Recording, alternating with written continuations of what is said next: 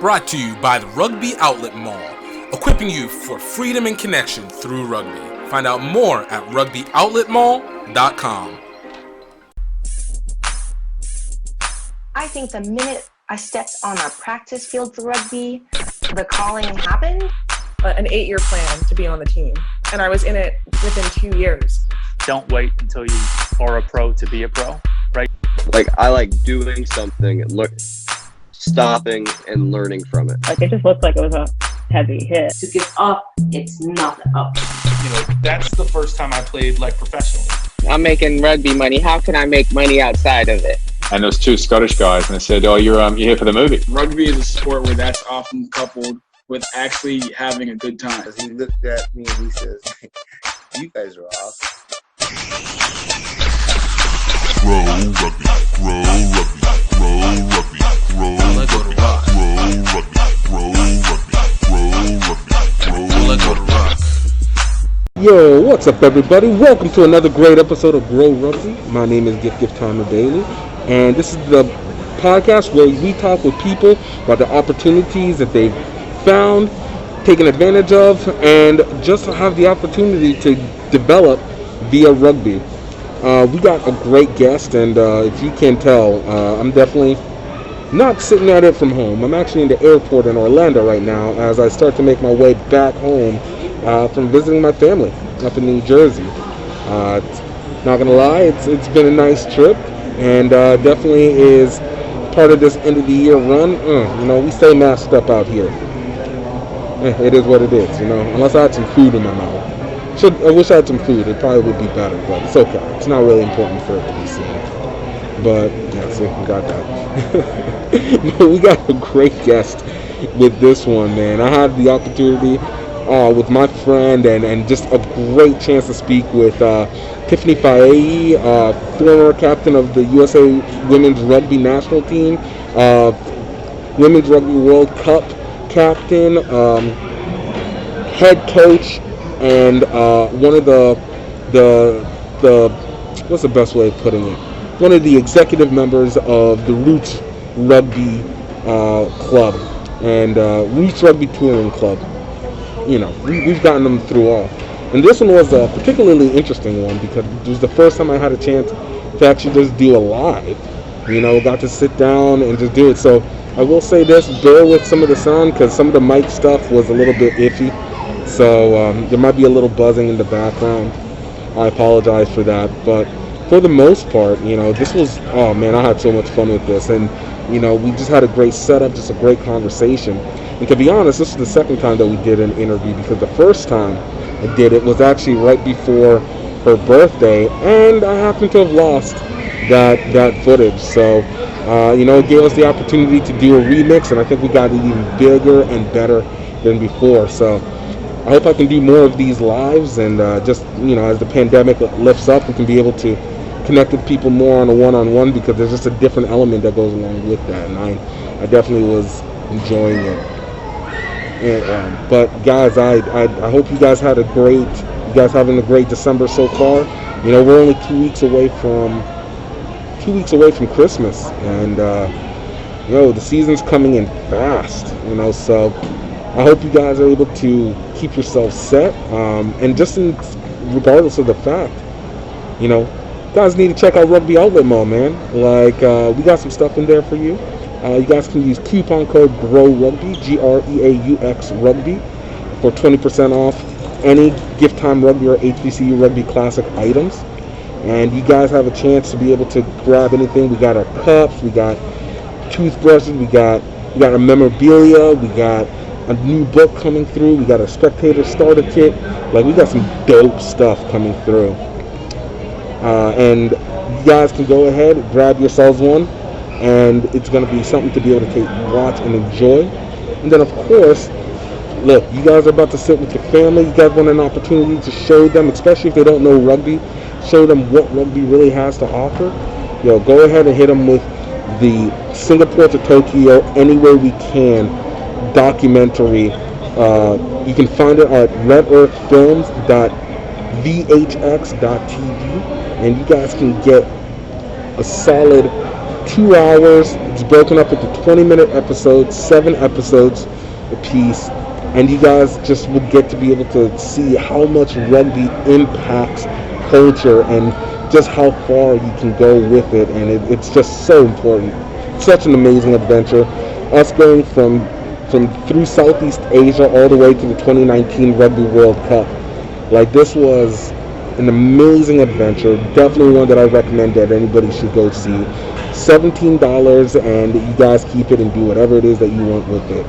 And I really suggest that you guys just have fun. Just great for the family. There's nobody who watches it that goes, you know what, I regret it. It just doesn't happen, you know. So you guys take it out. And then, of course, guys, please don't forget to like us on Instagram, Greaux Rugby Podcast, and also follow, subscribe, and follow on our YouTube channel, youtube.com/GiftTime Rugby Network. So, and you guys can find out even all the other interviews plus everything that we've been doing prior to this. Just really get the catalog and be able to put it into a nice appreciation for those who are trying to start off in the game and trying to learn more. So, without further ado, because, you know, there's not really too much I can do here, and I just, you know, just kind of sitting here for a while, man. I got like 7 hours before my next flight. Yo, but you guys enjoyed this. This is Tiffany Fa'a'ae, yo, coach, mentor, speaker, one of my friends. Yo, check it out. Grow Rugby, Grow Rugby, Grow Rugby, Grow Rugby, Grow Rugby, Grow Rugby, Grow Rugby. What's up, everybody? Welcome to a really special version of Grow Rugby Podcast. We're doing something different because I get to finally be in same room with. Should we have a mask on? No, you know what? We sprayed down everything, so I feel like everything's really sorry good. about that. We're good. We're good. We got tests all in sprayed and everything, so we're good. So we're not gonna take any of your slander judgment, even though you might not know when this was taped. In December. Oh, but I'm here with Tiffany Fa'a'ae and her beautiful home, and she has welcomed me in like the crazy person that I appreciate that she is. Yep. We had big brunch, so We had should be ready. Yo, she can cook. That throwdown, I get. See, I get why her relationship tight right now. That everybody, he's like, who wants to not be able to have this access? You guys don't even see this. Like, this place is beautiful. I'm just saying, I get this. But Tiff, man, I appreciate you allowing me to be here and get to enjoy this nice game of Skip-Bo. Yeah. Actually, I'm really, really excited that you let me, play Skip-Bo because, I mean, I learned this game on one of my USA tours. Really? Yep. And I was one of the things, Skip-Bo, bananagrams, puzzling, like those are some of the things that we did to just pass time, and hang out. And yourself, that cohesion's very important. Thanks. And so I love that in between games, you had your downtime, but then there was also that team time, and Skip-Bo was one of the best ones. Skip-Bo bonds together, and I think I was even telling before, it bonds until, some person can get overly obsessed and just want to play Skip-Bo every single time, and then you're just like, bro, is there not another game? Like, can we diversify our card gaming? Like, let's change it over to Uno. Nope, just Skip-Bo? Okay. That was your friend, right? That was my friend, that was my friend. And the worst part was because she lost so much. So you just get, at some point, you're just like, come on, like. Does she have like a fanny pack and it's just like, guess what, everyone? Skip-Bo! Yo, no fanny pack, but designer purse. All right? Oh, man. It was ready to go. Wow. Ready to go. Right. I mean, it comes in handy. There'll be a time where you're like, oh, where is your Skip-Bo? She's like, you never let me bring it. This is true. Honestly, whenever you suggested it, this is how I kind of felt. I was like, oh my goodness. I didn't realize how long it's been since I had been avoiding Skip-Bo. I didn't enjoy Skip-Bo. I remember these times back in the day, these pre-COVID days. It was another world. Yeah. Everything feels like it was a lifetime ago.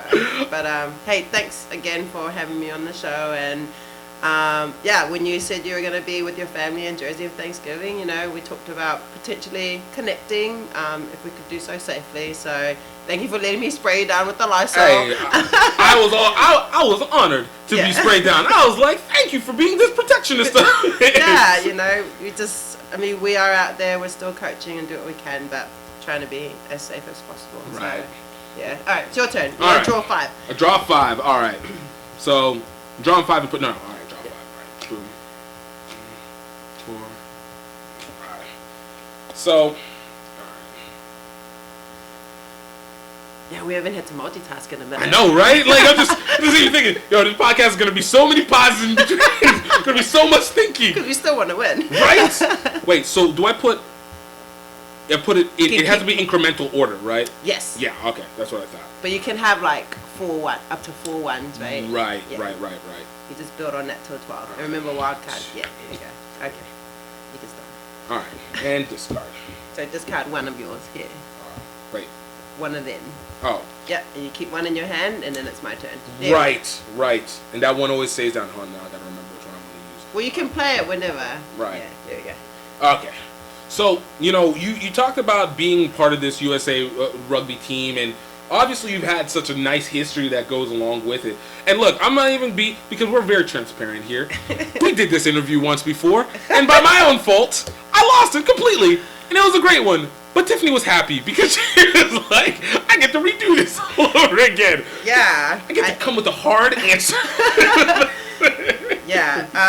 So I don't know if that was the universe helping me out there going, no, you got to do this interview again. But yeah, do-overs are great. Those prayers getting answered.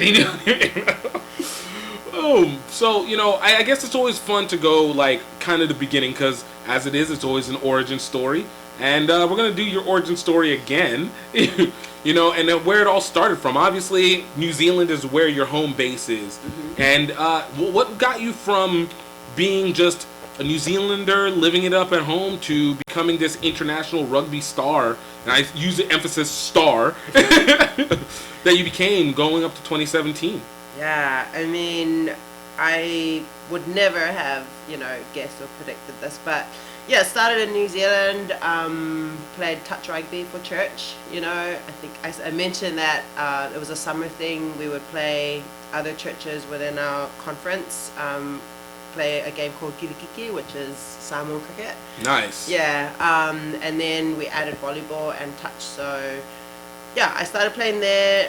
And it was a mixed game, and I think my church were just, they were always like, oh, it's a boys' game, but they saw, like, myself, I was scoring a lot of tries, and I was super competitive, but I was just competitive anyway. I wanted to be the best at everything. I was the first ready. I'd come first in all my Sunday school classes, so... When the Holy Spirit allows you to be first, you must be first in all. Yeah, do not allow these worldly things to limit you. It was crazy, but my high school started a team, so I joined there, and I just loved it. My mum saw how much energy I got from it, and I was just so happy, and it meant I came home and did my chores, because I was in a good mood, and so I think she saw early, like, the benefits of it all, and never was that parent that came to the games, but we just had an understanding that you're playing. Yeah, she let me play. It wasn't a big deal that she didn't come. Like, I knew she was supporting the best way she could.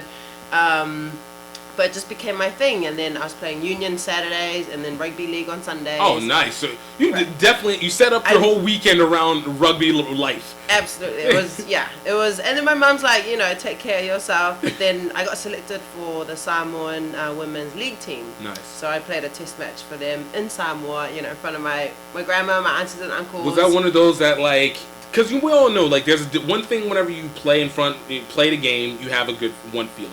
You play in front of your parents, you have a different feeling. But when you get to play in front of, like, an extended family, and it's just, especially if you don't see them on a week-to-week basis or day-to-day or even month-to-month. Yeah, it was awesome. And I forget that, when you look at your mum, you would think all your siblings are similar, but my aunties and my grandma are way more into sports than she is.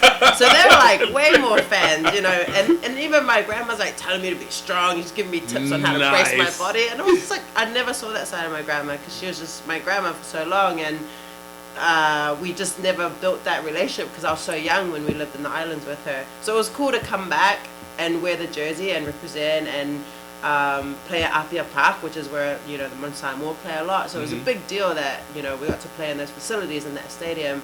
But yeah, just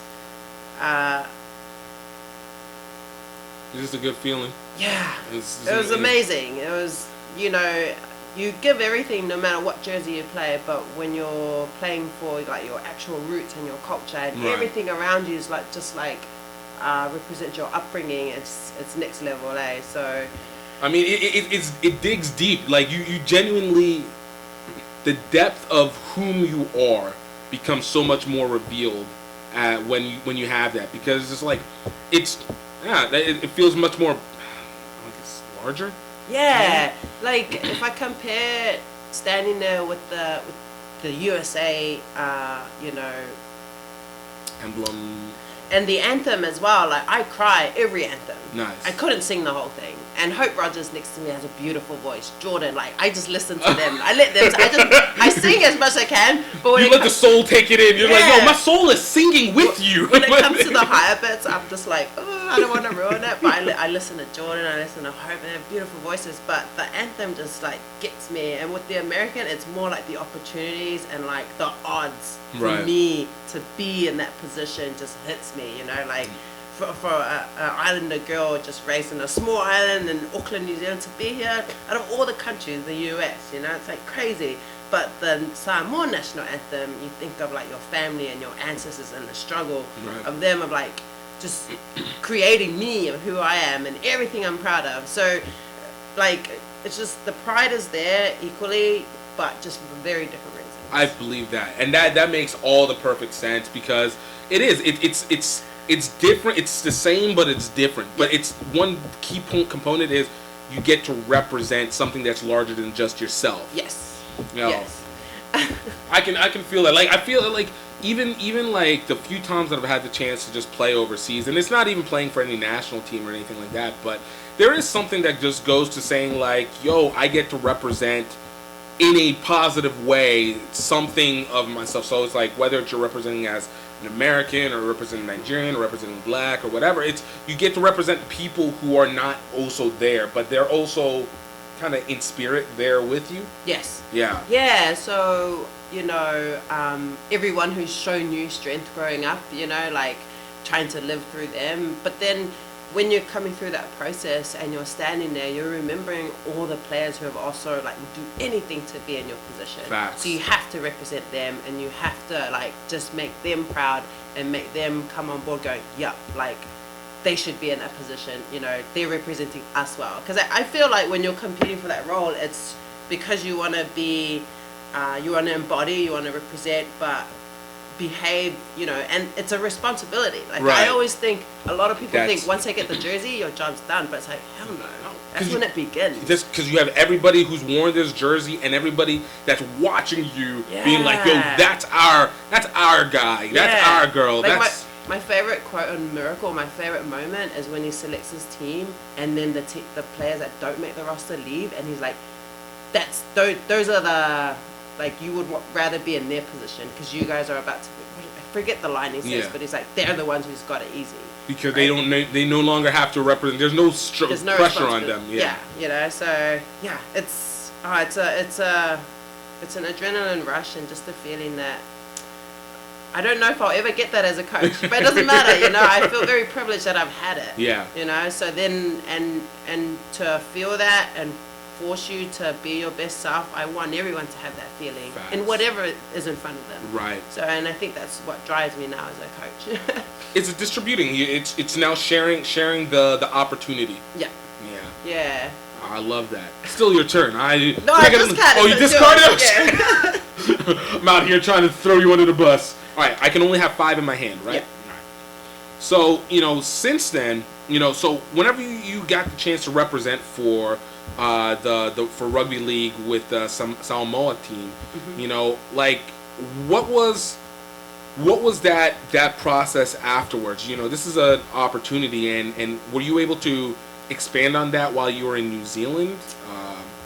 I mean, again, there weren't many opportunities for test matches. You know, like league still a little bit like rugby union in the US.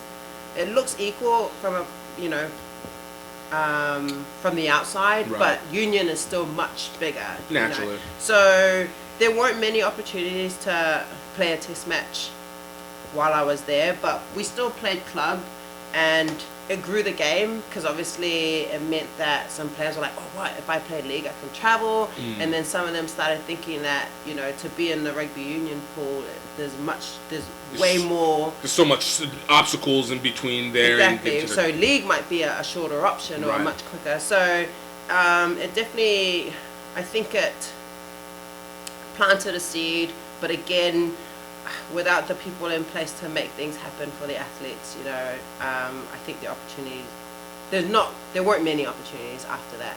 So rugby league at the time also allows you to switch. So if you represented one cap and you stood down for like 3 years, you were still eligible to play for another. Nice. So just before my move to New Zealand, I actually got selected for the New Zealand league team for a roster, for the wider squad. So I had an opportunity to go try out and potentially travel.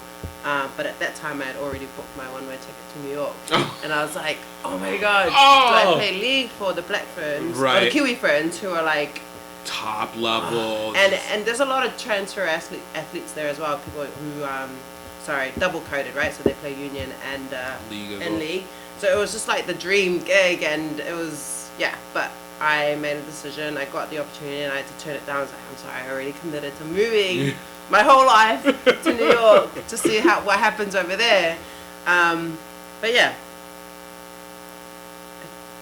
Sorry. So you know, I always like to ask, like, so what was the deciding factor for New York? Why did you end up coming out to New York City? Was it for rugby, for work?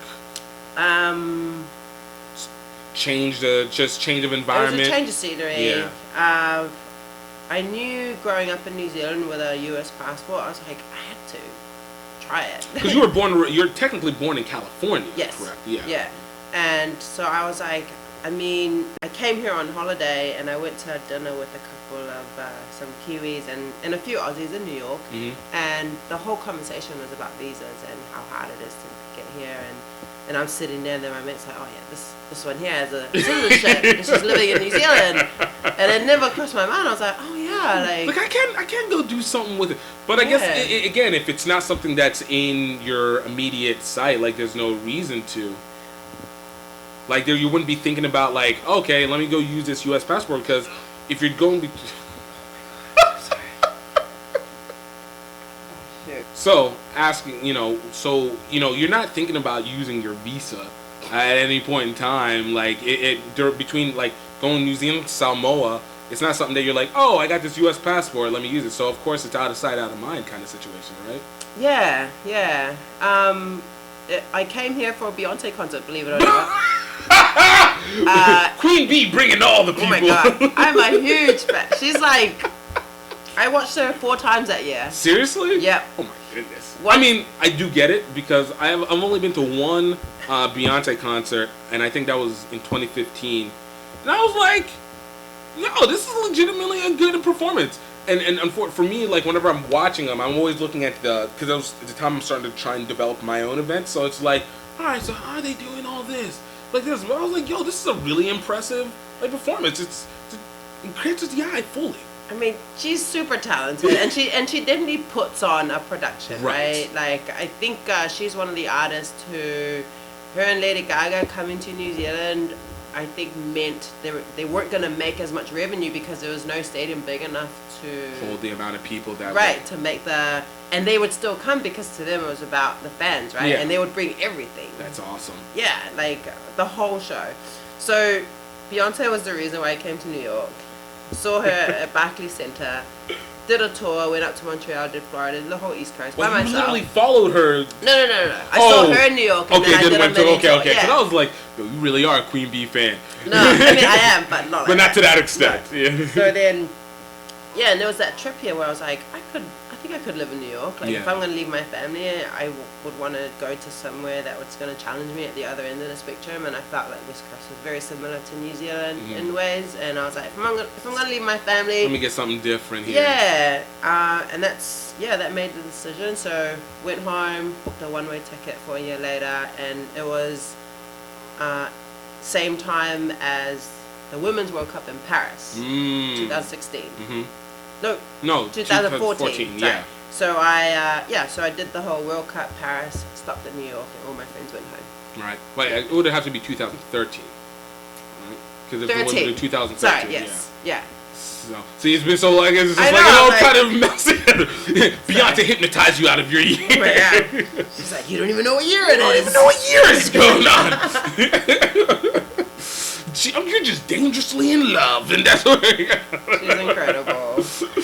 Oh, but no, I think that's all awesome, and you know, it's such a big maneuver, not just because it's just a move from New Zealand to the U.S., but it's you taking a one-way ticket. Like, you're making a solid set decision on just changing everything, culture, landscape, and just really resetting everything across the board. Yeah, I mean, there was a lot of talks of New Zealand. They compared New York to Melbourne and then to Wellington,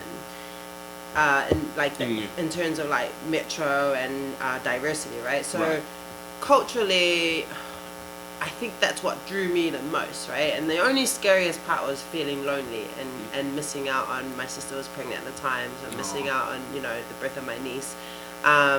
But at that point too, I'm like 31, so I'm like, I understand that I could just go home, right? And I'm also just wasn't afraid to fall flat on my face. I was like, if I got off the plane, I could just walk into Starbucks and get a job, and if it doesn't work out, I thought I'd give myself 2 years, and then if it doesn't work out, I'll go home.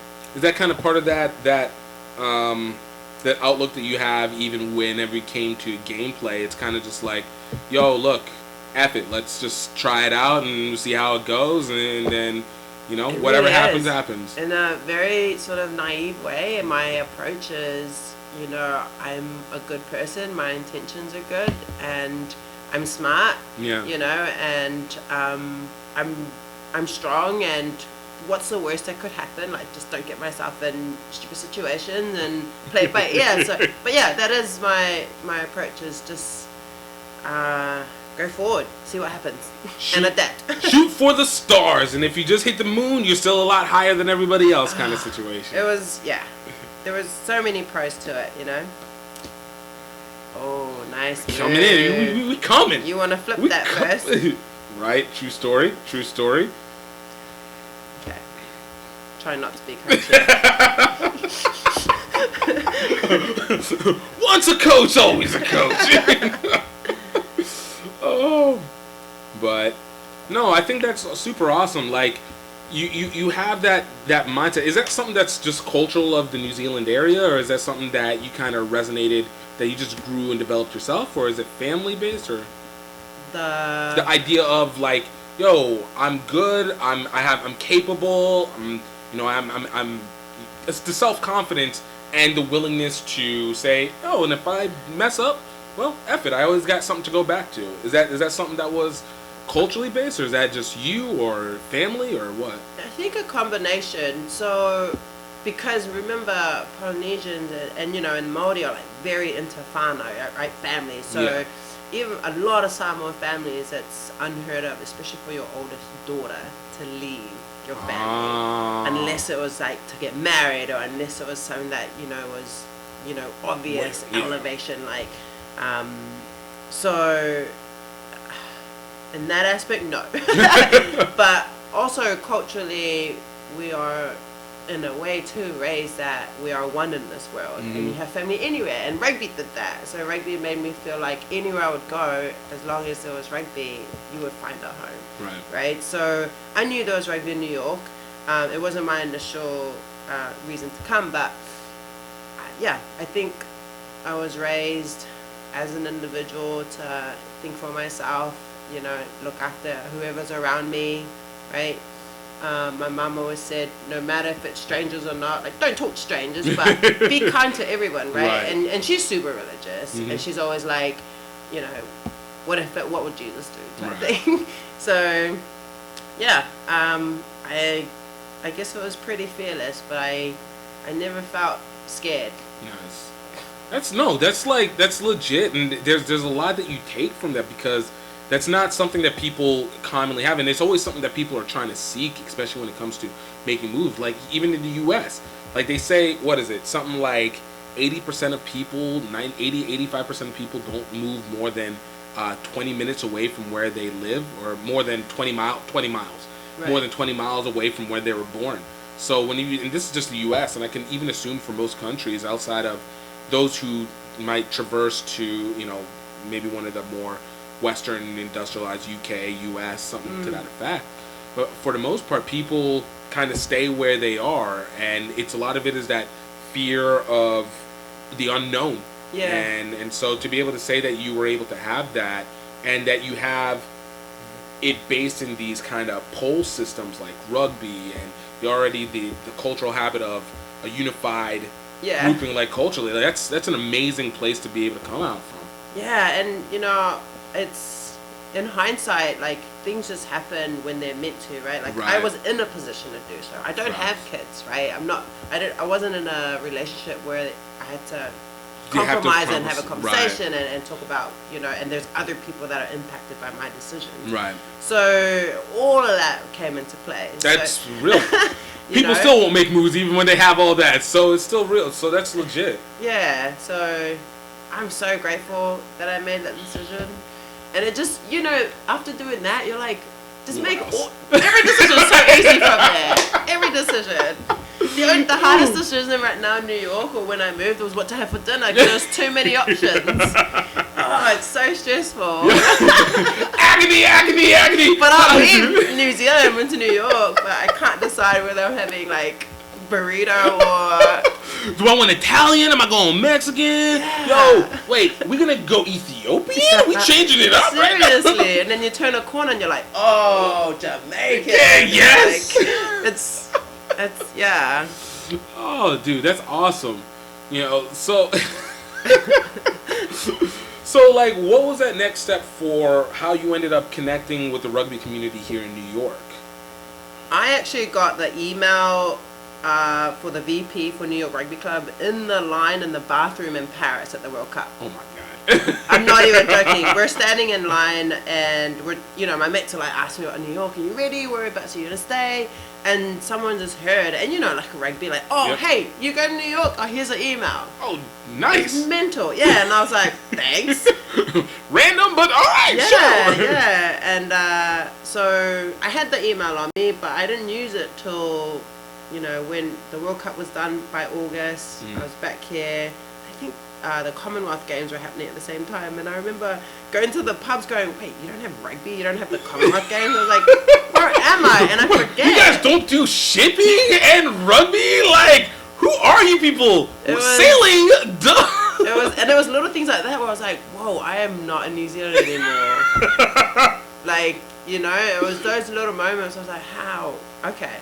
So, it was really hard to make friends. And then I finally emailed Adria. I said, hey, look, just moved here. Adria is who? Adria Orr was the email address that I got. She was the VP for New York Women at the time. Nice.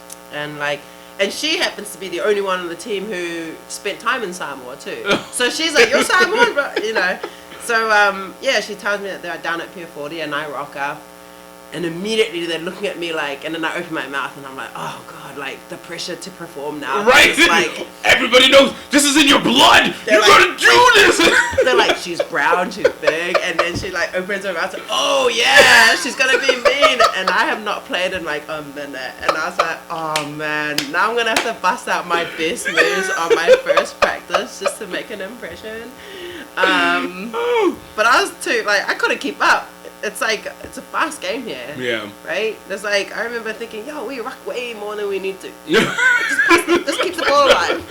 What do you guys do? Why are we stopping? What are we doing here? Right? Yeah. I'm tired. Think of my body. It reminds me of like, I think there's this pressure I didn't realize in New Zealand to like offload. Yeah. Like, yo, like I remember we would walk back to our mate that did an unnecessary ruck and go, yo, why didn't you let the ball go? You know, because even though we may have scored, but it's a continuous play that doesn't need to happen. We're like, we want to play smarter, not harder. But yeah, that was my first impression. I rocked up. It was like 9 p.m. Cold turf, Will Snape, a beam of light, like solid ass handshake. I was like, yeah, I'm just after some rugby. He's like, well, you found it. And I was like, oh, nice. Yeah, and immediately you make 50 friends. Yeah. Where do you live? Where are you working? You need a place to stay. And I was like, whoa. That's so cool. The network kicks in almost immediately. Straight away.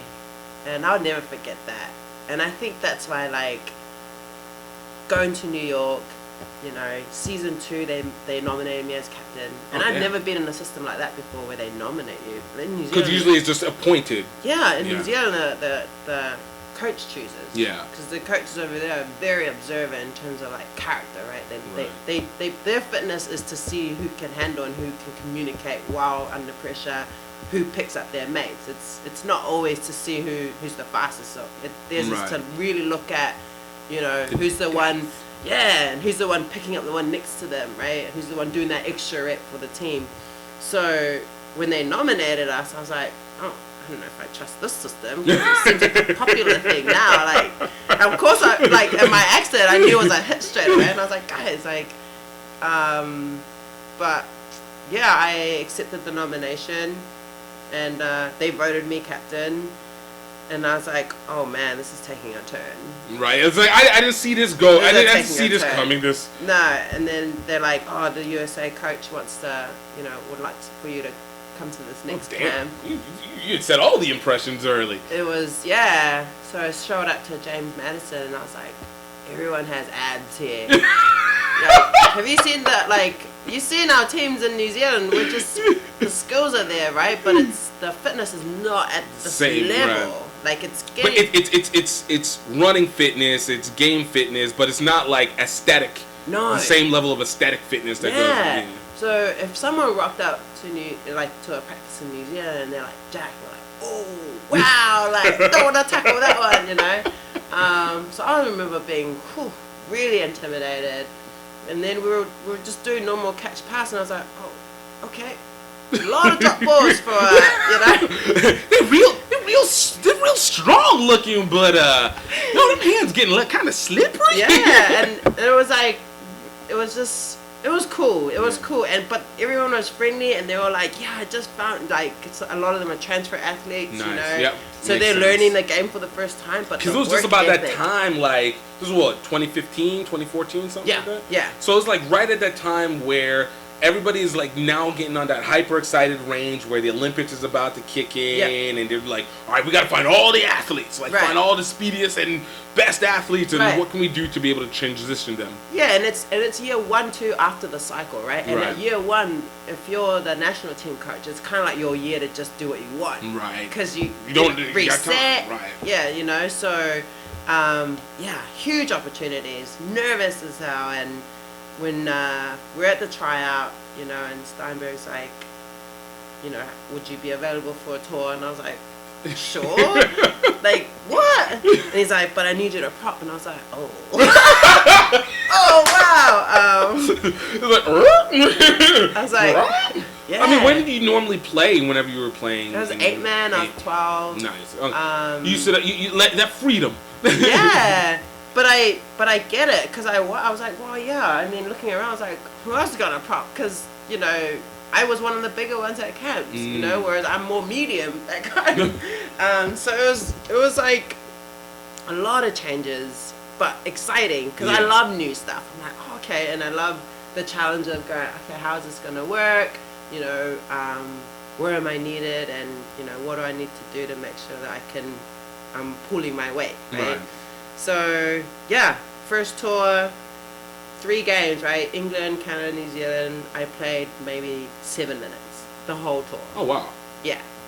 Yeah. I was a rookie, right? Under Sarah Shabbat, who was a legend. Hope Rogers, Katie Benson, like, and they're teaching me, poor girls, like, you know, they hardly ever get time to get together either. And that was my first impressions coming in. I was like, we don't you need the reps? Because if you're only seeing each other 4 times a year, like how are you gonna be able to be in sync with everybody? But they're all trying to teach us, like the newbies coming through, and again, like, you know, the coach is able. There's that 1 year where they're able to sort of try and mold and test people. So, yeah, couldn't move my neck even though I only played for like 9 minutes. I started it was my first day at work at Lendlease, which is a company I work for in New Zealand, and I'm like, this is my first day. And they're like, what are you doing? I was like, I play rugby. They're like,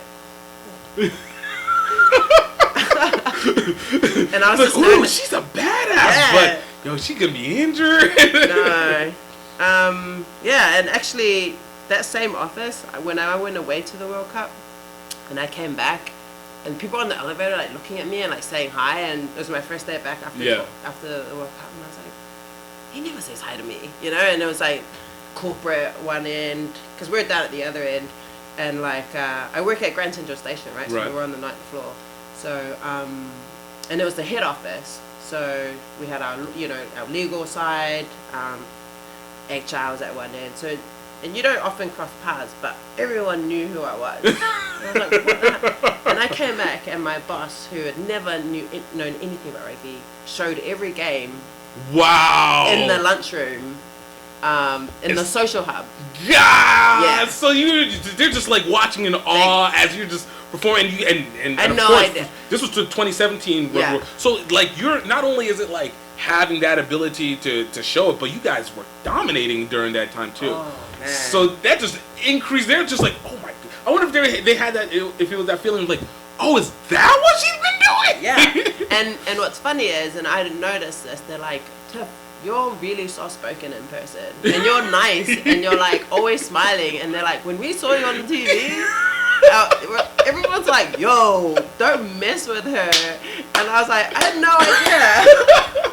I feel like this is the contextualization of the Polynesian right there. Like in perfect transit. It is soft-spoken, super dumb crazy kind, just the most loving ever, and then you go on the field, terrifying. Nah, man. Terrifying. And you're just like, how are these the same people? Yeah, and you forget that, right? Because we're just so used to switching, right? You know, but it's such it's so dualistic, but at the same time, it's like, yo, it creates such a roundness, of everybody, I guess, in that. Yeah, so it was coming off that World Cup was amazing, so good.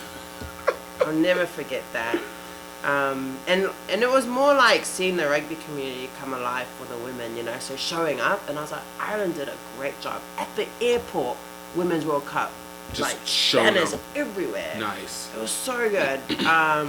And it was nice for just the world to see it, but also a lot of our players who don't experience it, because I'm used to it in New Zealand, right? So a lot of our players who've never been in a country or just in an environment where rugby's just normal, right? You know, and for them to see that, I was like, yeah, this is what we're working towards. Facts. You know, I have to say, because I remember, because it was between 2016 Olympics and 2017 Women's Rugby World Cup. I felt like was finally the best showcase that the women had ever had up to that point, because I remember, like, I didn't I didn't start doing any rugby media until about 2013. And so my expansion of rugby was kind of just like what we're playing, and then you see the girls play, and it's like cool, whatever. But it was just neither here nor there. It's just you only get to see so much. So then whenever I started actually covering, and they used to do the Atlanta Sevens back 2014, 2015. And I was like finally able to get the coverage for it. I was able to go and cover, and I'd be like the only person there to be able to cover that. Literally basically one or two people would just cover the women's Atlanta Sevens. And I'd watch it, I'm like, yo, they're so good. Everyone's so fast. The game was so fluid, and you just get to see a different level, and it's accessible. And it was like, even for me, it was like the first time I got to know who would end up ultimately being some of these star players to this day. So it was like meeting Emily Scarrett, and even whenever I interviewed Portia Woodman for the first time, I didn't even really know who Portia was. I actually thought I thought she was actually somebody else. And I just saw she was like the high scorer, and I was just like, all right, yeah, let me just add it in, and then talk to her to. Then it just put it all together, and then you just see where everybody got to be, and Fanny Hoda from France, and all the, and so like 2014 and 2015, I was like, yo, I don't understand why nobody's coming out here talking about this. Like this was genuinely entertaining, and the games are great, and the games are fluid. It's not messy. Everybody's going hard, and so whenever 2016, 2017 came across, it was like, okay, for the Olympics, I again was stuck. The women's side actually ended up being more entertaining for me than the guys' side, because I do have a theory with it, where I feel like when it comes to women's rugby, because there's literally a limit on really well covered and really open and inexpensive, quote, contact sports for women outside of rugby, ice hockey, and fighting sports, MMA, boxing, right? I mean, I know there's like women's professional football and stuff, but I don't think they can ever get the right amount of hype. It's not possible with the NFL in existence. It's just, I don't see it being a thing that can match up. But rugby has, out of even those three, fighting sports, hockey, ice hockey specifically, and rugby, of those three, rugby is the only one that maintains a consistent rule across the genders. So whenever you bring in the women, everybody, because there's so few options, you get the best athletes. You get the hungriest person. Like whenever you're coming into it, you're going to be hungrier to be able to perform, because you're doing something that you're not typically able to do. So you get the best and the brightest of the sport, and so whenever you come to play, not only do you have the best and brightest, you have the hungriest. You don't get the attention, so you're already going to be out there trying to prove, yo, we're dope. Yo, you need to check us out, and you're putting it every time. So hence you get the best product for the game, and hence it becomes a more entertaining product because you don't feel like there's anything lacking. Whereas I think when it comes to the men's side, I still don't feel like I get the best in sport in men's rugby.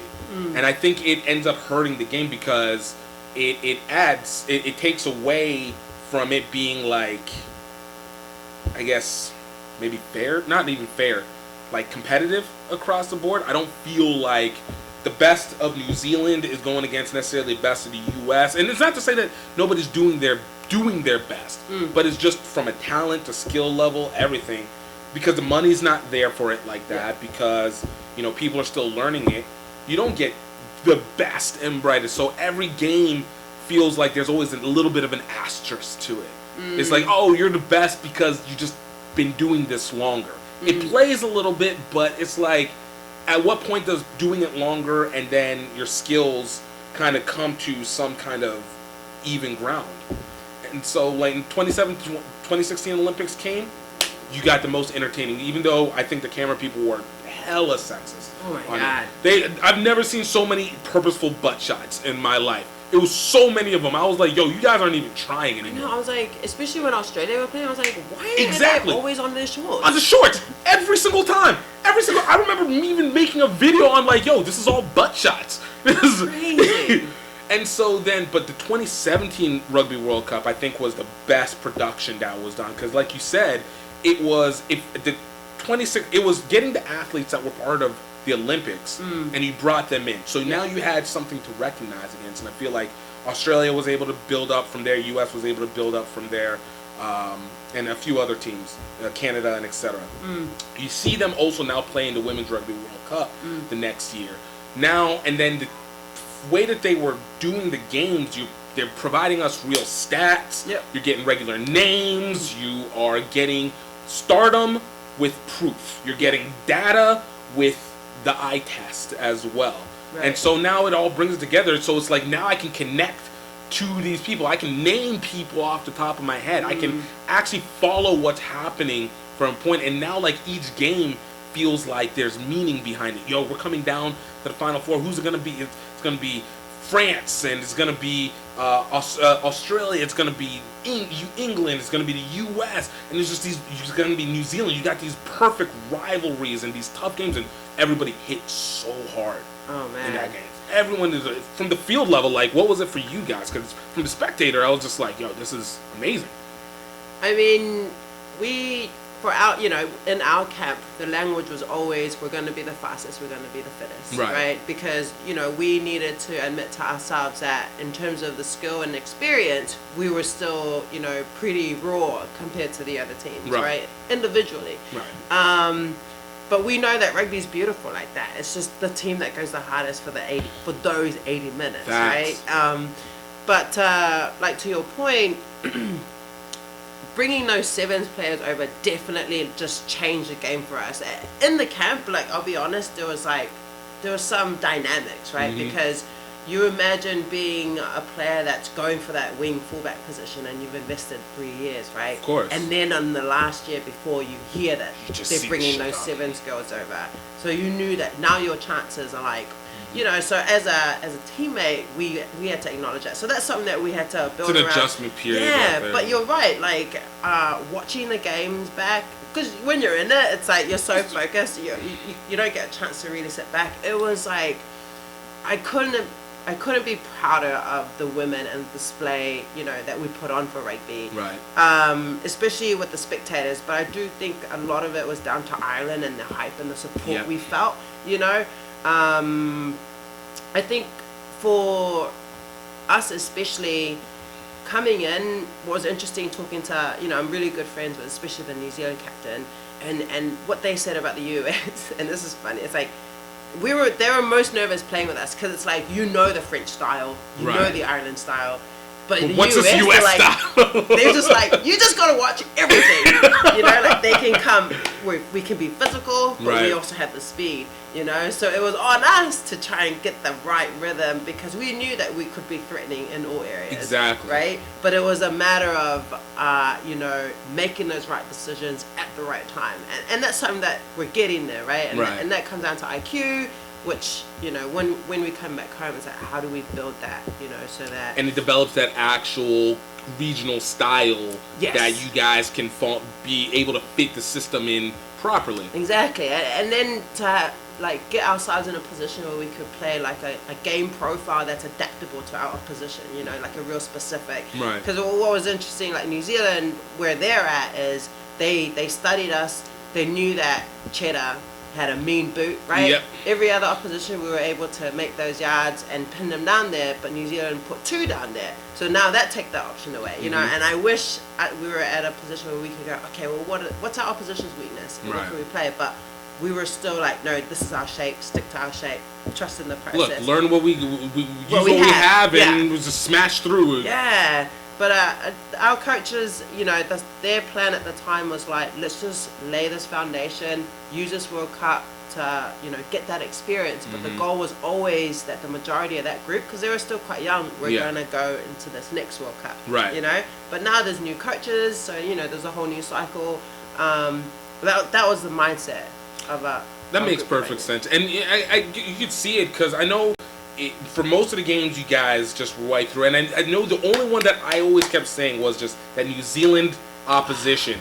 It was just that tough New Zealand opposition. It was just constantly having that number at the last second in some way. But that goes again, it is where experience and knowing. And when you say like you're setting the foundation, well, you set a hell of a foundation at that point. Because even, think about it, even with a team like Canada, with UK had been establishing theirs for almost 4, 5, 6 years at that point, and literally went professional like right before the Rugby Women's World Cup. So so it's like you have something already there, so it makes sense what was going on. Oh yeah, and to that point, the politics behind it, right? You see New Zealand versus England in the final, and you're like, I'm like, you kind of want England to win because they had the professional outfit. And it sets up the trend for that, But then New Zealand won, and they weren't professional, and it's like... it's like, we're condoning not having to be professional, but it's like, yo, but they also have the grit, and they did it with less money, and you're just like, Yeah. I remember even, I actually had that exact thought, too, whenever I was watching it, because I was like, yo, there's a dynamic here that you're pressing where it's like you want to see the next level change over, and so you need a proof positive, you know. And at the same time, you also want to see, again, the most entertaining. And you had like New Zealand women just wiping through everybody, just wiping through it, right? You know. And then you had UK where they were doing great, but they have like the change possibly of it, and thankfully by the, you know, it ended up being helping out that I think eventually you started to see a little bit more rollover the next couple of years of a little bit more professional teams. Like Australia was like the next one to be able to get like a slight professional. In the 70s? Oh no, yeah, you're right. And to get a little slight professional, not league, but getting paid more full time than not. Yes. You Well, know. and they've actually put in place where they've put in like a women's version of NRL, Right. You know, Super Rugby. So yeah, Australia have done a huge shift, like with the domestic game. Exactly. Right. So And I'm that's- excited to see how that would, you know, pan out and what the outcome will be for them for the World Cup. So it did still have an impact, even if it wasn't the winners. Yes. But it was still a great game. Oh yeah. You know, so like you have that, and you're just like, okay, you can see the change. And I think basically you've seen it like since that time.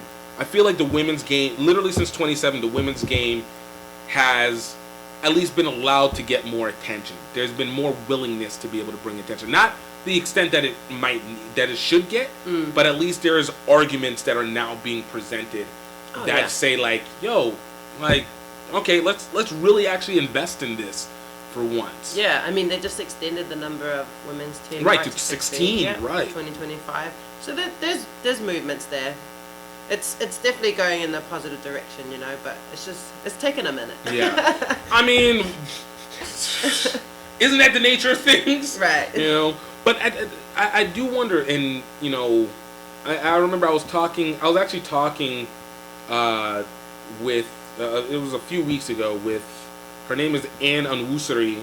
She runs this podcast, Black Girls Ruck, based out of the UK.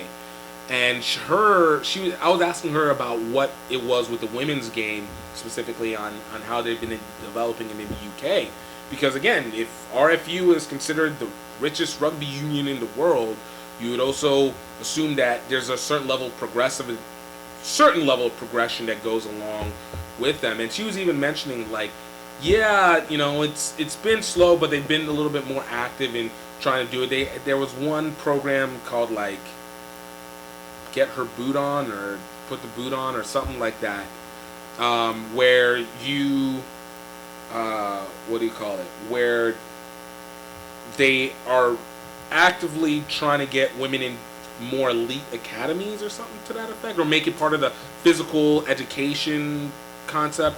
But it's just another method of genuinely trying to draw more women from different arenas to actually press it. But it's still not that much different than what we have here in the U.S. or you know what you're developing across. And it's always interesting because it is the place where rugby is founded. You think you have more experience, so there's more time, but you know that ranginess.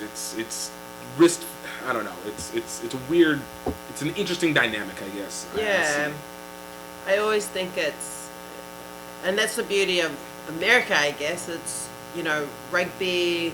When we gave as our preparation to the World Cup, it was USA Rugby finally acknowledged and got caps together for the 91 team. Right. So I had the honor of presenting that to this group. Oh, that's awesome. In DC before, just like literally we were all there, and our flights were to Ireland like a couple of days after that.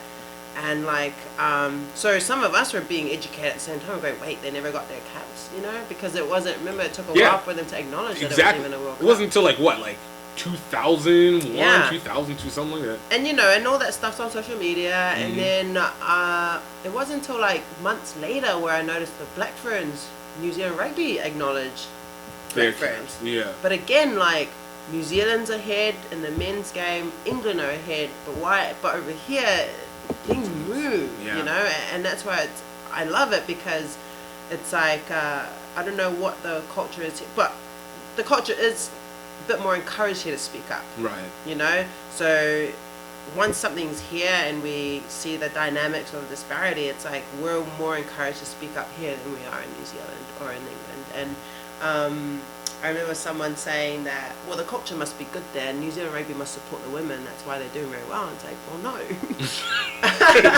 Yeah, not quite. No. They've won more World Cups, you know. Yeah. And the men are just, they're the unsung heroes, was the saying growing up. No, and like I said, it's really interesting how culture plays into that. And it kind of goes into the next thing I want to ask you is obviously then it became your interaction with Roots, you know, and you're getting involved with now moving from the playing side, going into the coaching, and now cultural coaching, let's call it, you know. So for you, like, how was that process for you? Because obviously a lot of people would think that naturally if you're a good player, it means that you're a good coach. But I think history has always told us, these two don't necessarily always go. So for you, what kind of inspired that kind of movement? To Roots? Well, first to coaching and then how it impacted into Roots. Yeah, I mean, I always felt like I enjoyed helping people. Right? And in my work, like, I was always in a leadership role, so I'm very used to training people, you know, coming into work or managing a team. But when I was playing, a lot of my last season, especially in New York, I noticed that I was more about making the people around me look good. And I wanted them to look good. And there were moments where I'd watch a video and I'd get told off by Pete Steinberg going, oh, you should have ran harder here, why'd you pass the ball? But in my mind at the time, I was like, I want this player who's worked so hard to support me to know that, to be rewarded, because I need that behavior to be, like, that was my mind. And I was like, you're being altruistic. It was like, yo, I want you to be better around me, so here, let me give you an opportunity to feel that feeling, even if I could take it, but what's the purpose? Right, and if you look at my stats, it's like, I sometimes watch my games, I'm like, oh man, I should have probably gone a bit harder there, or, you know, but in my mind, I was always more about the people around me and not my own performance. I didn't want to underperform, but it also meant that there were definitely moments where I should have taken the contact. So that rugby humility kicking all the way. It only works so far, right? It only works in some areas. But I knew I wanted to coach. I knew I loved the game. I knew I was passionate about the game. And I also realized that a lot of players in the US love the game, and there's not enough coaches, not enough good coaches who want to just want to show rugby, right? There's a lot of coaches that want to win, and they want to win with their particular teams, but I just want everyone to play rugby, and I want everyone to be good at it. Or like to have enough tools so they can feel confident doing it, right? It meant that I was definitely rushing through my last season. That's probably my biggest regret, right? James was like, stop rushing it. I was like, I can't wait to coach. Like, I was almost like, he had to sit me down and go, Tiff, enjoy your last season, you know, like. You might not ever be in that position again. Yeah. The grass is greener on the other side. It's, I guess, just looking too far ahead. He was, like, and I appreciated that, because even now it's like, oh, I'm not injured, you know. I know a lot of my mates that retired because they played till they couldn't play anymore. And I understand that. Of course, it's go down swinging kind of situation. Yeah. And that's not my case at all. I was healthy, you know. It was a very conscious decision to get behind the scenes and see what I can do to just, grow the game a bit more. And then I knew I wanted to help out New York. I knew I wanted to coach women, right, the youth group. But an opportunity came up for NYC a lot sooner than I wanted, you know. But it meant that I could assistant coach with James English, you know, while he was still head coach during the spring. And it's always been at the back of my head going, oh, don't be those players that can't coach. Like, yo, you know what's funny? I put that. It's something about, like, you watch it and there's the trope that's on, like, TV, and you hear the documentaries, and in your mind you're like, look, it's like, I don't know how anybody can be that way, and then in your mind you're like, I don't want to be this. Yo, don't let me be the example. But and it's nerve-wracking too, because. And then coming back to your club where you were just playing with these women, you know, and I'm real big on not hierarchy, but chain of command. I'm real big on respecting roles. Right. So I was like too extreme there. I was like, I'm not going out with anyone for a drink. Like, they're like separating yourself up. It's like, look, that was tip to player. All right, this tip to coach. All right, player, coach, player, coach. And everyone's like, can you just chill out? And I was like, oh my, like just in my mind about I don't want to show favoritism. Who am I gonna sit with? Like, because being the player, that trust is so key for us. Right. To trust that your coaches are doing their best to, because you can't be equal. Right. Right? But be fair. Right. Right? And it's kind of equitable, not equal. Yeah. And a lot of coaches don't know. Like, and I've spoken to some coaches who, from a perception, is they have favorites, but I talked to them, okay, that makes sense. I was like, well, you know, like your body language or your behavior, you know, like it messes with players. Exactly. And that was way fresh in my mind. So it was like my main priority was to earn the players' trust. Right. And as a coach, they trust me as a player. They knew I had integrity, but I think as a coach sometimes you have to be intentional because you probably will have your favorites. You know the ones who will get the job done. Right. You know the ones who can get you closer to that desired outcome. You know, if that's what implement, if you just set it up the way that it needs to be. Yeah, but I also understand what it means to create depth and what it means for community. And when you're at club level, not everyone's there to win. Not everyone's there to be an eagle. Right. You know, some people are there because of the social side, and you need those numbers. So it was, navigating those was like, whoa. It was a challenge within itself, but a good one. Yeah, I mean, it's part of the character. It goes into, like, not just in learning coaching, but it's in your own character and getting to know even yourself and being able to see, like, my perspectives and how much more range everything can be from there. Yeah. And I watch I go on the rugby site and I sometimes watch videos by, like, you know, like the Richie McCaws and Cameron Smith, and they're still playing at the time, and I'm like, okay, so it's normal to like be a little bit awkward because I felt because you compared to the other videos by coaches that have been coaching for a while, right? You can tell they know that the rugby is the sport, but you're teaching people, right? Also, you're teaching the sport, but you're coaching humans, right? And it was refreshing or a nice confirmation to see that transition is normal. It is awkward for everybody.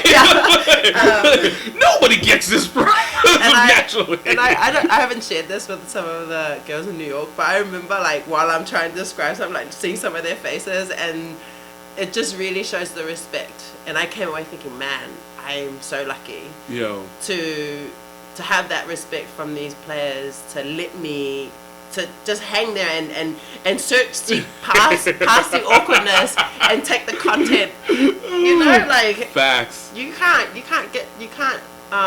create those things overnight. Like, right. You know, it's that worked muscle that just keeps having to. You just develop and grow, and it hurts through the process. But you'll get to that other side where you're like, wait, hold up.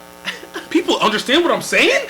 Like, wait, when did this happen? But just grateful too, like, and this is where, you know, I'm real big on, like, be intentional now, because it's gonna help you later. Right. You know, not for that reason, but like every day, just like be a good teammate, because that's where I'm the most grateful. Is I've earned it with these women, like these players that were in front of me, enough that they were like, okay, we know you're learning. We're giving you the benefit of the doubt. We're giving you the benefit of the doubt. I remember what we did before. It's okay. We're good. I know you're in a good place. Like you said, intention is everything. Oh man. Intention is everything. I even think I always talk about it. Even like you know, if we talk in terms of like a politics or some leader of sort, like my determination on who a person is becomes a little less on just what their active policy or action is, because there's so many things that go into play into a decision being made.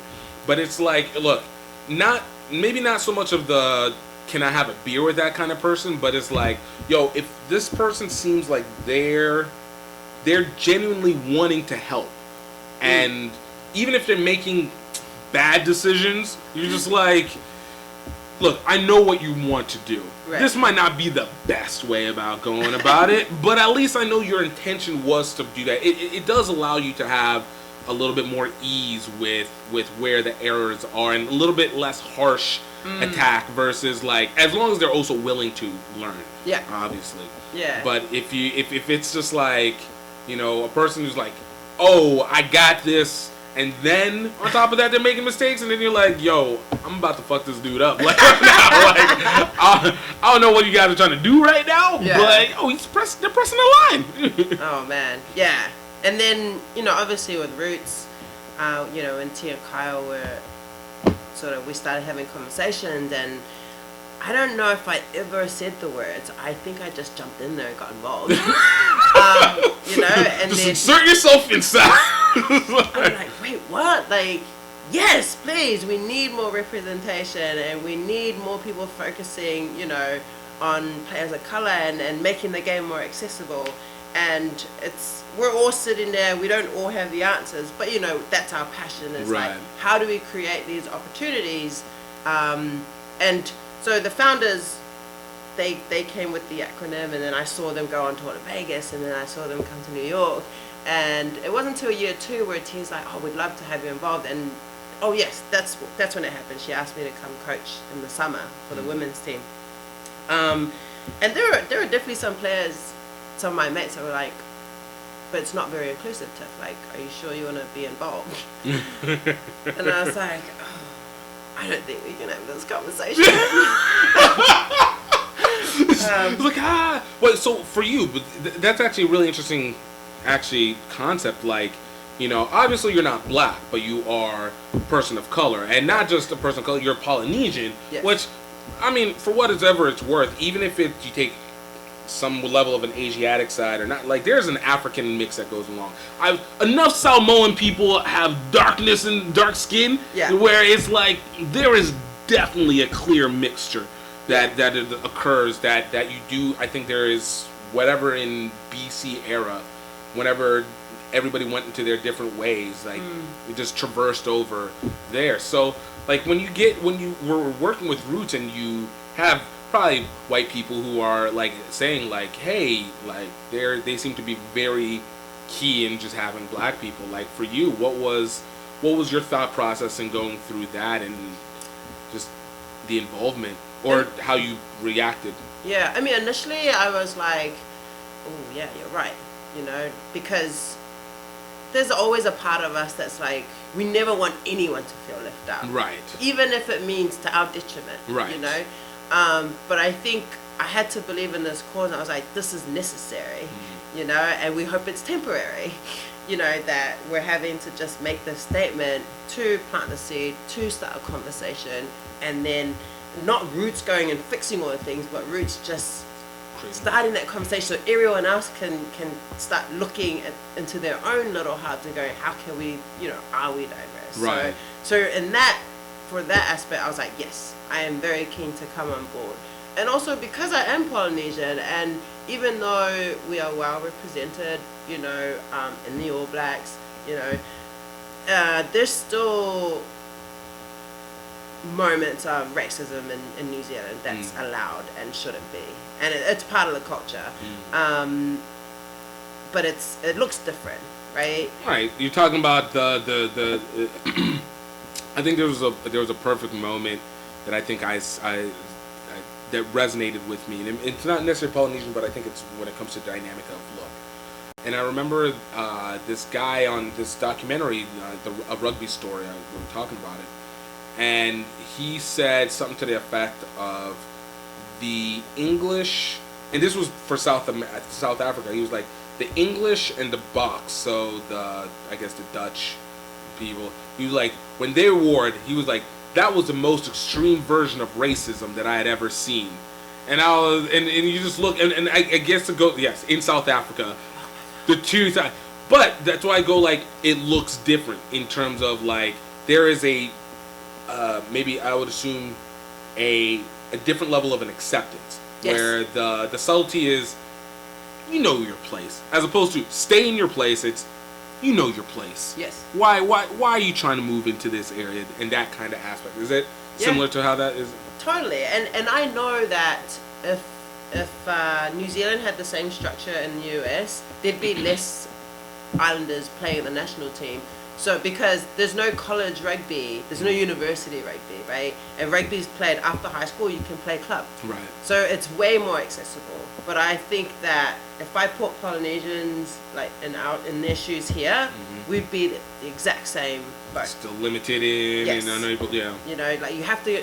Rugby is still very much you have to go to college, a good college, right. if you want to get ahead, right? Right. So that, and then obviously T is half Samoan, half black. So, and those two are just such good humans. Right. You know, anything, I trust them. I believe that I can't do no wrong helping a course like this. Right. Like there's what bad can come of it, right? Like.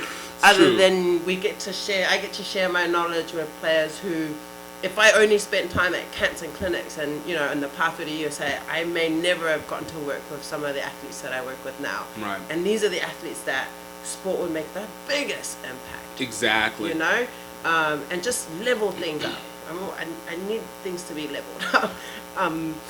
That's all. Just given that equal, you know, opportunity and just someone speak on our behalf more. Right. Yeah. And I think that makes perfect sense because I think, you know it, like, the accessibility is what makes these things grow. And whenever you put too many barriers in it, it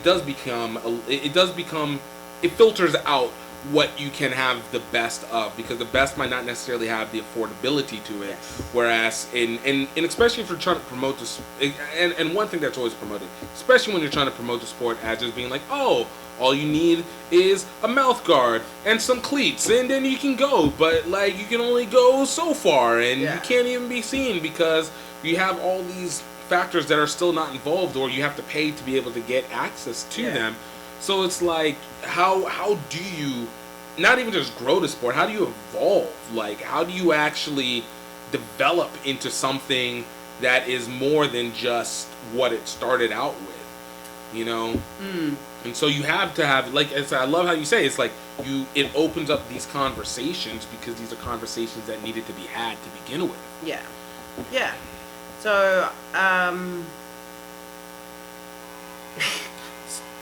but like when it came, so whenever you were, so you enter into this and you start working in with Roots, and then for you, like, what has been your what have you learned from it so far? So, my first tour with Roots at League, the jersey ceremony, the common theme was, like, a lot of the players that went up were, they were grateful to just be in a team where they just felt included without having to say a word. You know, like, and then I learned that weekend that some of these players were always pushed to the wing, which I didn't know happened, you know, just because of the way they looked. And what was funny is the next day at the league tournament, one of the teams went to forfeit, but they said they needed players, so then they took 3 of our players. I think I told you this before. 3 of our players, and at I think it was either halftime or the circle, the coach is like, hey, get the ball to the fast players. And like, just pointed. The black players. Pointed. And I was like, are you kidding me? and what's worse is, nice guy. Yeah. Best intention. Right. Coaches because he loves the game and he wants it to grow. Unaware of how he's just made complete stereotype of this field. Yeah. You know? And now I'm like, whoa, okay, he's not a bad guy. You know, and you're like, why? It's the ingrained nature of it. It's not purposeful, but it's inherent. Yes. Yeah. Yeah. So that blew my mind, and I was like, oh no. So I'm really big on skills. It's one of my favorite things. I like to be a coach that's known for fundamentals, right? And I think that's the piece that's missing in our game here, because they're learning it too late, a lot of the players, you know, picking it up at college. Right. So my goal for Roots is skills, and challenge them in ways. And I've heard too many coaches tell them, no, you're athletic, you're fast, you're strong, you're a great rugby player. Right. And I just want to change the narrative and get in front of as many players as possible and just change that and go, no, these are what's going to make you a good rugby player. Right. And think about if you were to go to Ireland tomorrow and they asked you to do a 2-3 switch, do you know what they're talking about? Because that's actually universal rugby language, you know. So that's where I'm coming from, and I want to specifically work with this group. I know, and you know what? I love that, and it makes all the sense. Like, even for me, whenever I started the HBCU Rugby Classic, you know, obviously there was the impetus of trying to be able to promote more HBCUs, but it was also to say, like, hey, look, you know, there's different levels of opportunity in how the players are done. But one thing that I always had noticed was, you know, it was that narrative of like, oh, if rugby gets these black players, the athleticism is going to just like kick up, which is nice and it sounds great, and there might be truth in it, but it was like, yo, I hope you're not just reducing it to just the fact that the athleticism goes up. It's like, well, yeah, it does, but you also take on a cultural dynamic. You also are taking on the minds and the souls of these people. And so, like, a lot of times whenever people would ask me about, like, HBCUs, and they're like, oh, man, like, you're doing the HBCU, seeing all these black players they're going to do, and I'd have to kind of side-eye a little bit, and I'm just like, we're going to try and, you know, rearrange this for opportunity, and that there is to be able to showcase what the sport can do, because it's like, yo, look, you got to recognize that this isn't just one of the dynamics that needs to be had with it isn't just you get to have all of a sudden speed or whatever it is, or even reduce them to just being speed, because then you just say, oh, you're black, why aren't you fast? And it's like, no, you're getting a different roundness. The purpose is that your representation increases, not just for the sake of diversity, but it also gives you a better look at what the country has to offer and actually maximizes every aspect, and that including off the field, which was the other part where it was like, in the industry, how do you create the rugby industry to it? And they have to be included in this as media, as planners, as coaches, as refs, and just be able to double down this effort. I mean, I think that's what's happening right now is there's a lot of, like, you know, black athletes that have been taught that or told that, right? And then you imagine being a coach and that's all you're seeing, and then you just don't think of it. It's just like, this is the natural. You're like, okay, here's another black athlete. Oh, he's probably going to be on the wing, or he's probably just going to run straight, right? And that's my issue is we're not doing, actually across the board, a lot of even when I was doing part of the selection or we were going around trying to talent ID, right? And even the players that are put forward from the college and the high school coaches are all put forward for the same reasons, that they're fast and they're strong. But we would put them through some basic skills, and they didn't know to read, to react, you know? And they were just there because they scored a lot of tries. So and then the reason why I go to Roots more is because I look at the two players like, well, they're in a very good college program. They're gonna get the skills. I'm gonna back up this one here. Who doesn't? You know, and it's only at this course because it's close to their home. If we were in Colorado, we asked everyone to come. This player would be able to come. This player can't.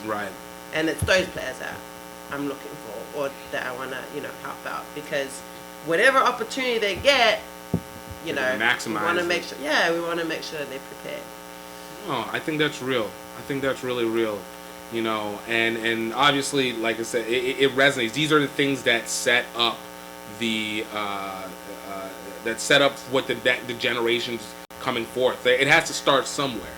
You know, so I got one more, and then start wrapping it up in terms of this, and then, you know, whatever afterwards. But but you know, you obviously over the last 2 years, and part of how we ended up meeting was because of the recognition you started getting as a coach and becoming a little bit more attention to it, whether it was with Rooney and becoming that first professional women's coach or in rugby and all that. Another conversation starter. Just here to spark stuff up. Just throw it in. You know, just hey, look, what can I say? I'm just first one.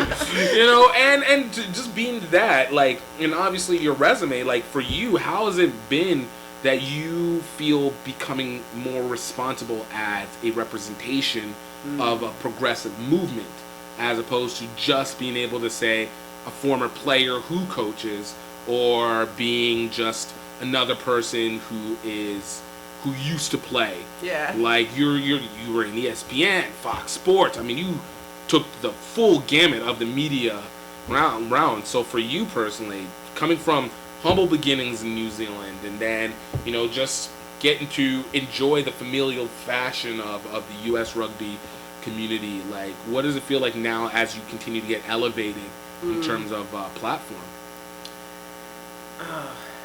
I mean, it's a combination of, yes, you know, we're breaking ceilings, but also freaking out. You know, like, and I struggled with it the first year. Like, I mean, I was trying to, you know, with Rooney, trying to figure out, like, get my feet planted, you know, trying to figure out the actual operational side of it. But the big picture, it was surreal, and it was like, wow, it's only happening now. It's 2019, you know. So I was going through all these different emotions, but I struggled with the imposter syndrome a lot, you know, which is something I struggled with anyway, because, you know, being poly and finding myself, and even as a player, you know, there wasn't many people that looked like me on the Eagles team, you know, so I always felt like, wow, why me, you know, and so coaching, the exact same thing. It's like, why me? But I know I'm a competitive person, and I'm a fast learner, and there was a time I was like, oh, I'm failing the women, female coaches right now. And I was like, there's been female coaches for ages. Like, this is just a technical piece where I happen to be doing for a professional league, you know? So that's why I was in the limelight. So I understood how important that was. And I was getting excited that you started seeing more articles from other sports, right? But I'm butchering this answer. No, you're not. You're doing great. This is great. It was nice seeing more articles of coaches from other sports. Yeah, it was nice to see other sports start reflecting on their, you know, who they have and are they diverse, and bringing more women through. But I think for me in my career, it was,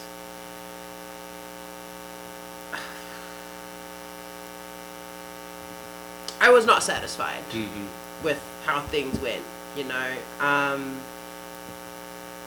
and I respect the decisions, you know, and all the intentions were there. It's just there wasn't much follow through. Yeah. You know, and did it feel a little tokenism?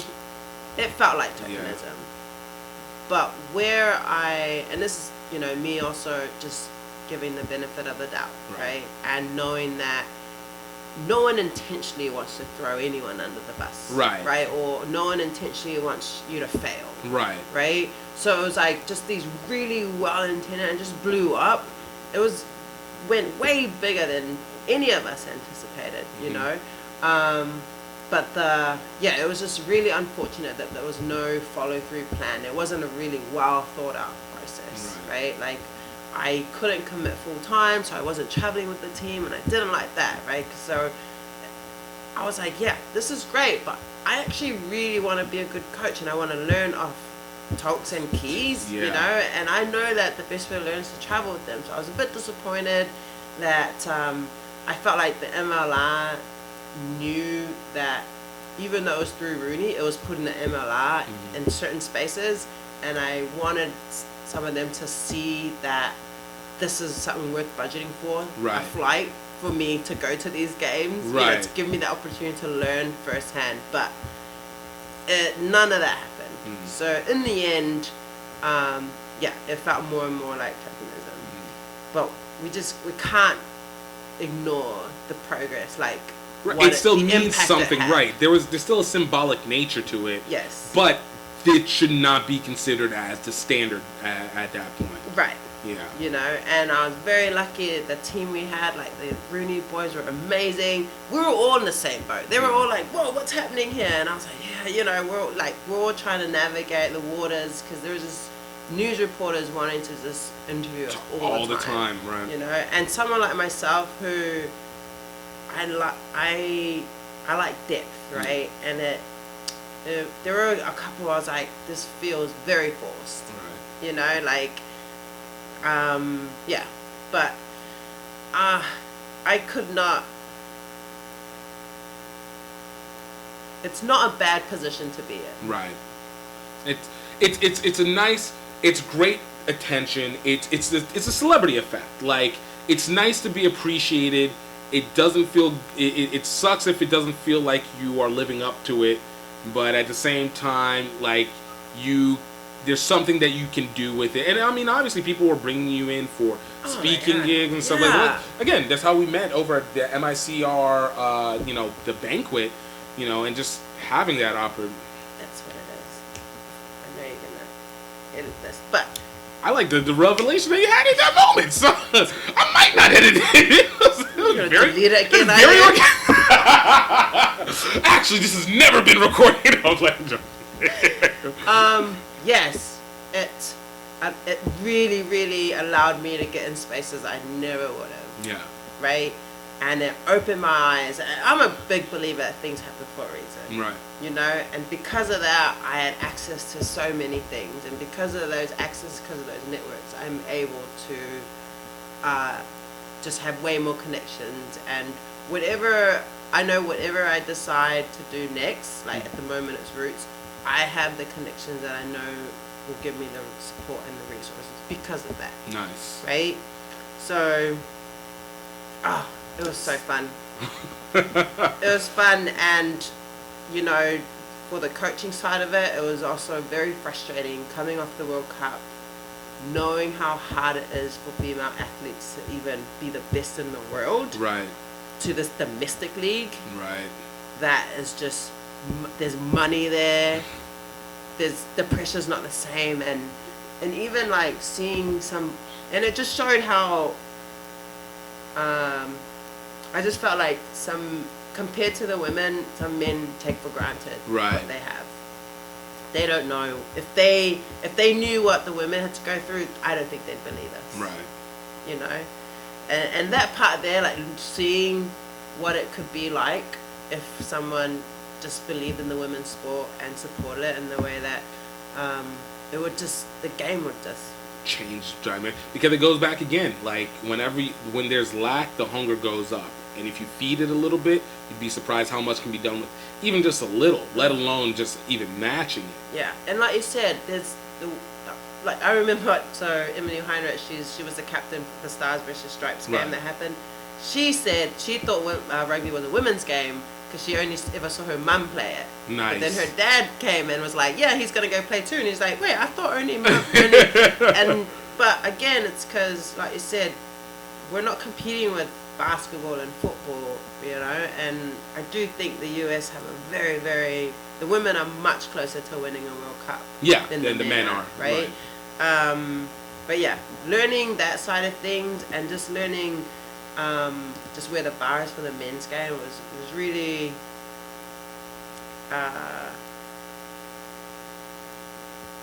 interesting. It was very revealing to be able to know, to see something to that effect, or yeah. No, I think that makes the most sense. It's funny when you speak on Emily Heinrich. I literally had to look through some old footage whenever she was playing with Atlantis way back in the day. I didn't realize that I had interviewed her. You're so good. It's just random moments. Yeah, your archive's probably like all these badass women. You're maybe the key right now. Who else? What's going on? Well, the only other person that would have been able to do it.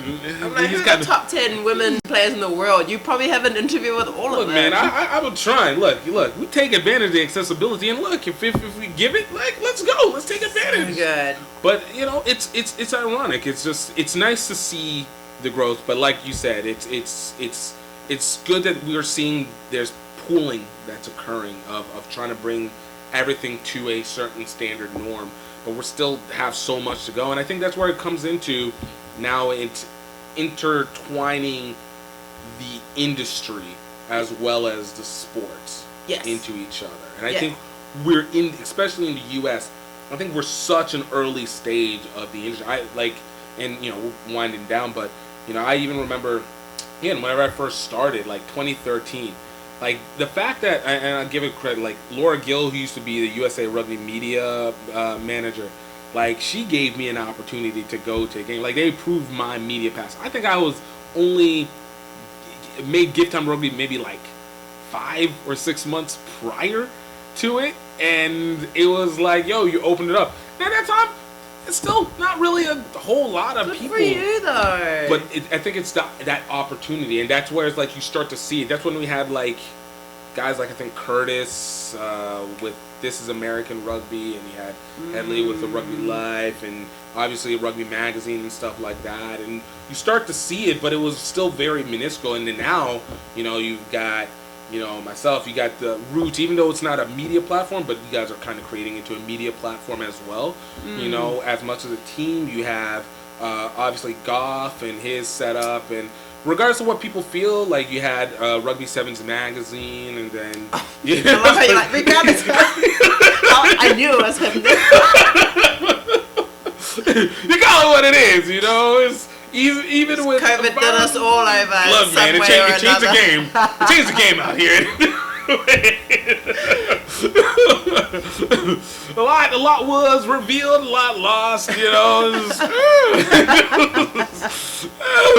But you know, it's starting to see these components, and even from the women's side, and I hope that we get to see even more, even from the commentary. Like I love like Katie Wurst being able to commentate so much more. And I had a meeting with her earlier today. Oh, awesome! Katie's that's a homie right there, forever. She's one of the first people I even got to commentate with way back when. And it's just like she's done so much. She is a legend in this. So much. And this is why these are people that you have to make sure that they are memorialized, because it's what changes it from just being, oh, the game that I love and I get to play on the weekend from time to time, to, oh wow, this is a moving machine that I get to be a part of in a unique way. Yeah. So, you know, for those who want to get to know more or even ask advice, like where can they find you at? On social media. Oh. Like here. We're in the place. Like, what are you talking about? I'm not like, who are you trying to get to this address right now? Yeah, I'm on Instagram, Tiffany _Fa'a'ae. I'm on Facebook. Just message me, man, because, yeah, straight up, we all, especially during these times, I think it's highlighted how important it is that we all stay connected. But, yeah, please reach out. Yeah, I love it. And thank you again for allowing us not only to do the redo, but doing it in your house over Skip Bo that we didn't actually finish. But we still. I think I'm leading though. I have no idea. Are you? No. I don't think you can put any now. No, you're right. You're winning. Recognizing now. There's no humility. Oh, but you know, I can't wait to do it again in the near, and obviously work doing the stuff that we do with the Roots together. Yes. All right. Awesome. Yo, I hope you guys really enjoyed that. That was awesome. Tiff, thank you so much for coming through on the podcast. And guys, I hope you guys really enjoyed it. We got even more interviews, more people, great people that we've had to talk to last week. We got to speak with Kiara Mack, the Rhode Island State Senator, newly elected. Get it right. All right. We also had Ann Onwusari of Black Girls Ruck come through on the podcast, spoke with Dr. Amelia Luciano, had Gordon Hanlon coming through. Amelia is World Rugby Sevens, a World Rugby ref, and Gordon is a coach, educator. We've had Blaine Scully, we've had Phil Thiel, we've had Farrah Douglas coming through, we've had Nia Tapper, we've had James Brunson of North Philly Nomad, we've had Rashad of Prairie View A&M. Yo, we have had a slew of guests that you guys want to go back and check out and learn more. And I'm telling you, it's going to be worth it. But I hope you guys have a good one. And I hope you know that I hope you're healthy. I hope you're happy. And I hope you know that you're highly favored. Until next time, cheers.